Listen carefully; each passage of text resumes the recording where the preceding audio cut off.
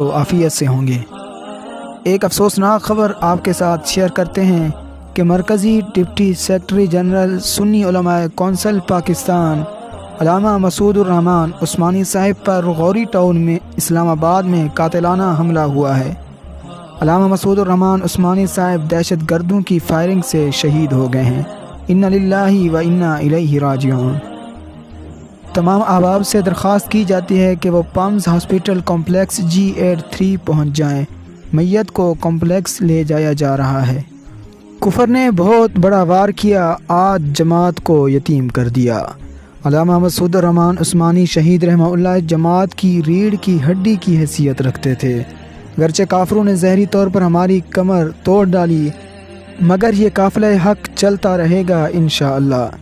دل غمزدہ ہے، ہاتھ پہ جان ہے، دماغ میں جیسے گھپ اندھیرا چھا گیا ہے، مزید کچھ لکھنے کی ہمت نہیں۔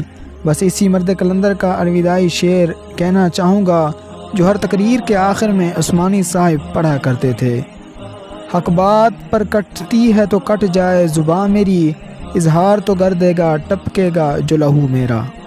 اللہ تعالیٰ سے دعا ہے کہ شہید کے درجات بلند فرمائے اور لواحقین کو صبر جمیل عطا فرمائے۔ ہمارے تمام علماء کرام کا سایہ ہمارے سروں پر تا دیر قائم فرمائے، آمین۔